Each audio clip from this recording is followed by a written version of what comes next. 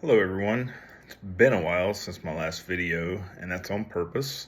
As you know from going back to the beginning of the series, I was doing these videos for folks who have Parkinson's disease, know someone with Parkinson's disease, who may be interested in deep brain stimulation or DBS as a therapy to help alleviate some of the symptoms associated with Parkinson's. Widely successful, it's been a huge success across the world, DBS, that is. Partly or mainly the reason for me moving to Florida was to come down to the University of Florida at Gainesville, where two of the biggest proponents and engineers, pioneers of DBS, they work here at UF at the Fixel Institute. Before I get deep into this, I always try to check myself and make sure I'm not being ungrateful or, complaining too much about circumstances. So I'll just say that I'm very thankful and grateful to our God, our Lord, our Savior, our Creator. I'm still here, and that's huge. I always try to keep this rather clinical and not get too personal or about my own beliefs or whatnot, but I'd be remiss if I didn't mention the fact that God's hand watched over me for those 3 surgeries. Brain surgery is not something that is just like, oh, I'm going in to get a hangnail removed. It's pretty serious, and it's not a guarantee that you get off the surgery table. So give all thanks and praise to God for that. Anyway, I did not make a video immediately after the surgeries because I wasn't sure how recovery would go, when I would start to see benefits. I didn't want to jump the gun, right? I had the first surgery at the end of May last year, the second surgery, and that was to implant the lead on the left side of my head in the left hemisphere of my brain. You can see, maybe kind of where they cut me open right there. Then I went back July 5th and had the second lead implanted. That's that right there. And then finally at the end of July, they put in the battery pack right here, generator battery pack. And it's about this size. It goes up above the scar and well below the scar.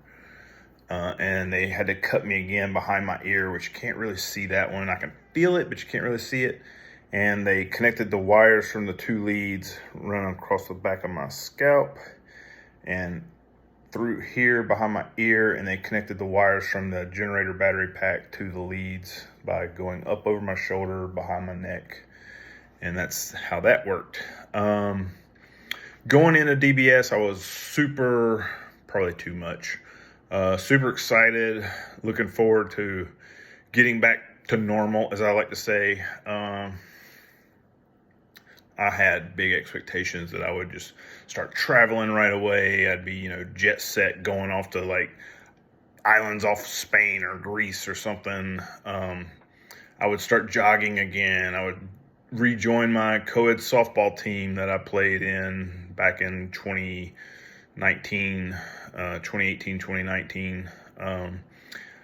My experience with DBS led to none of that.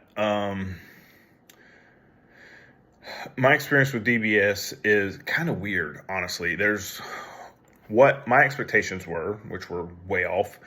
What UF told me would happen, knowing that there's 2 regions of the brain where they can do the implants. They chose the region they chose for me because I had a very high med intake. I was taking like 28 pills a day, synthetic dopamine, amantadine, at one point rasagiline. I was on all kinds of stuff. And I was still wearing off every like 2 to 2.5 hours, which is kind of severe. That's why I was a candidate for DBS in the first place.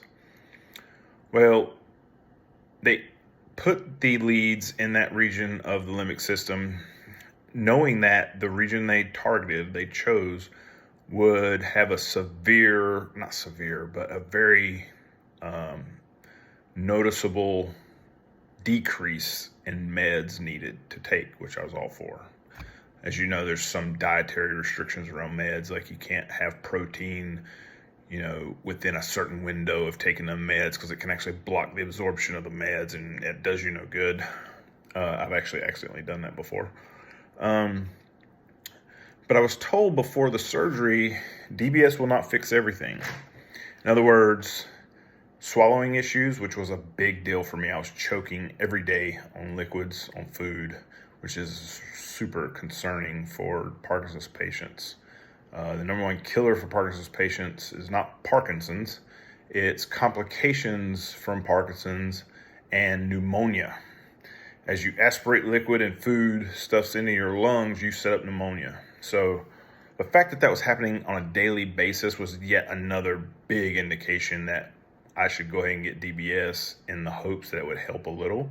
Although the folks at Fixel were very upfront with me, we do not expect this to fix that issue at all because of the region we're targeting. Well, good fortune or a blessing from God. Swallowing issues are largely fixed. It wasn't supposed to touch that, but I don't choke anymore. I mean, not like I was. Maybe once or twice a month. I'll take that any day of the week. The other thing, I was not expected for it to do anything for constipation, but that's pretty much under control. And so the constipation pain that goes with that, that's not anything that's holding me back from my daily life. So that's a huge relief. What else? Sleep has gotten better, but sleep had already improved. And I think that was largely due to TMS, which I had done, transcranial magnetic stimulation. I had done for treating my PTSD before I had DBS. I'll do a separate video on that. I rave about TMS. It's fantastic.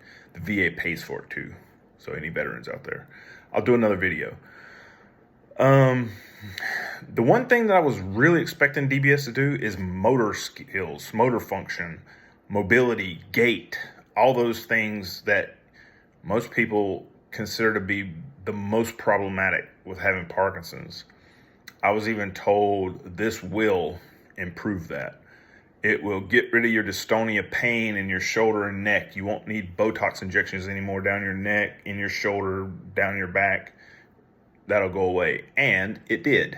I don't have dystonia pain anymore. However, mobility, not great. In fact, it's so not where it needs to be that when I went back to my neurologist last week in Gainesville, he suggested that we do more surgeries for something called rescue leads. So they would have to go to the region that they did not target and implant a rescue lead in each of those regions, left and right. So that would be 3 more surgeries, which I ain't trying to do, to be quite honest with you. It was not fun, the surgeries, because when they do these surgeries, you have to be awake the whole time. And it's kind of a long process, and your head's bolted into a halo, you can't move. It's just not fun. It's not something I would want to do just to do it, right? So the game plan now, just so you know, is I asked for a PT referral, and I got the PT referral. Thankfully, there's a new VA clinic north side of Jacksonville. They were able to get me in the 1st of June. Otherwise, I wouldn't have sent a PT till end of July, 1st of August. Had that new clinic not just opened up. So we're going to try PT first. Now, I did a little research on my own, and I made an adjustment to my DBS software. And I did not bring that. I should have brought that over here. Knowing that the region they targeted, now that I know, was specifically to decrease meds, I went ahead and came off all meds. I'd already reduced my med load significantly. We cut it in half after a month. And then we cut it down to 80% less from baseline, then the 90% less from baseline. Well, 2 days ago, I just cut out all the meds except for amantadine to help control some dyskinesia I have from the electricity. And I changed my electricity setting back to an old program and boosted the electricity on both sides by just 0.1 or a tenth. It's not a huge change, But in my mind, I was thinking, when we tried these older programs through my 6 months of calibration, we did so under the old meds regimen, or half of the meds regimen. So I don't know if I ever got a fair shake on the old program. So since changing over to the old program 2 days ago, I do feel better. I have a little bit of the neuropathy pain in my hands and my feet, but it's not terrible. It's not as bad as it was in the very beginning. We have 4 programs on my hardware, software inside the hardware, which is basically just a standalone cell phone and a receiver that communicates with my hardware in my chest. So far so good. That's given me a little relief. Lower back pain has eased off tremendously. Because with my gait not being fixed and mobility being an issue, I tend to walk stooped over even more than before the surgeries, which is just a total disappointment. And by always walking stooped over, these lower back muscles are always engaged. They're always fighting to try to get me to stand back up. And it ends up with me being in a lot of pain. But I'm hopeful that the new change will give me some results. And I don't mean to be a Debbie Downer about DBS. Man, every Parkinson's patient is different. Can't say that enough. It's not like, someone's an alcoholic, and every alcoholic tends to have the same issues, problems, traumas that lead to their alcoholism or genetic predisposition. Parkinson's doesn't work like that. The saying in the Parkinson's community is, if you know one patient with Parkinson's, you know one patient with Parkinson's.